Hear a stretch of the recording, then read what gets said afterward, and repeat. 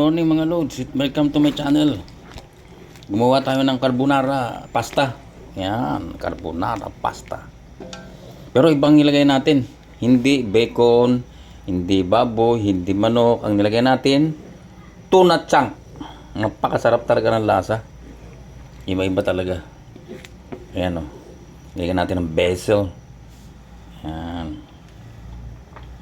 Nilagyan natin mga cubes. Talagyan pa natin ng sauce ng carbonara. Wow.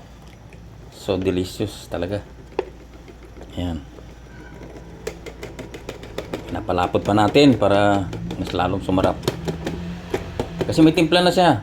Pero maglalagay lang tayo ng gagigisa tayo ng kamatis, sibuya, bawang, onion.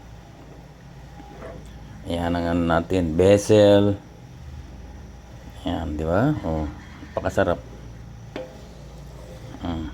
Pwede na naman kamatis, pero sumarap talaga na basil na lang. Garlic. Garlic talaga nagpapasarap din yan. Igisa mo mabuti. Yung talagang suti niya, mapula-pula na siya. Yung talagang lalasa talaga. Napakasarap. Tikman nyo, talagang, itry nyo.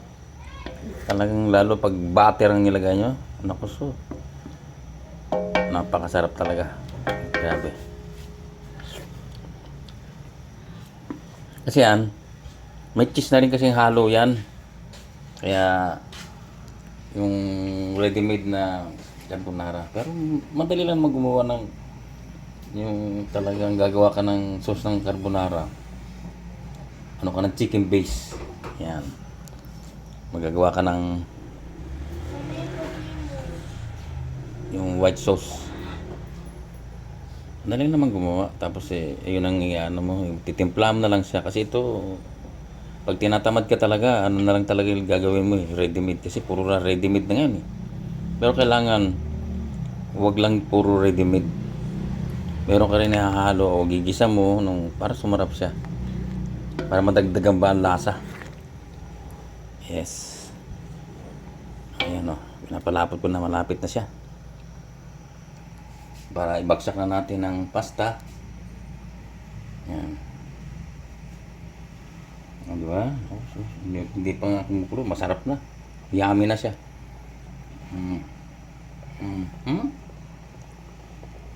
Kasi yung nasa yung mga European, mga mahilig talaga sa mga pasta. Mga French, Italiano, yan, mahilig talaga sa mga nung doon ako nag-join sa Italy.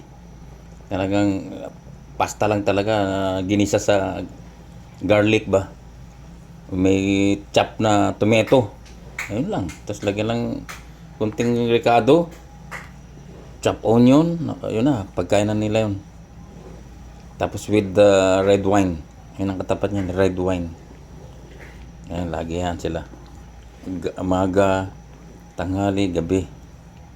Kaya walang kanin dun Nung nag-join ako dun noon. Napakasarap kasi ng pagka talaga yung ginisa mo sa garlic, onion, tomato, ang pasta, spaghetti. Napakasarap. Talaga napakasarap. Malalasahan mo talaga yung lasa. Kasi sa atin dito may sauce kasi yan. Yan. Carbonara, parang sa atin lang yan Pero sa ibang bansa hindi mahilig sila. Bihirang carbonara Ang gusto na talaga, gisa lang talaga. Yung garlic lang, yan. Igigisa yung pasta. Kakainin na yun. Yan mga gusto nila. Malapit na. Ibubuhusan natin ang pasta para mas lalong okay na. Kumukulo na. Nilagyan na natin yung pasta. Yan. Yan. Wow. Yan Talagang tamang-tama ng lasa niya. Hindi na natin dadagdagan kasi natimpla na siya. Palaputin lang natin ng konti tapos hanguin na yan. Yan ang mga Italian pasta. Tawagin. Maging Italiano muna tayo ngayon. Yung European. Yan kitang kita yung basil. Yung basil napakasarap talaga sa pasta yan. Yung basil leaves. Kaya magtatanim ako ulit nun. Pwede mo naman kainin kasi hilaw yan. Yan o.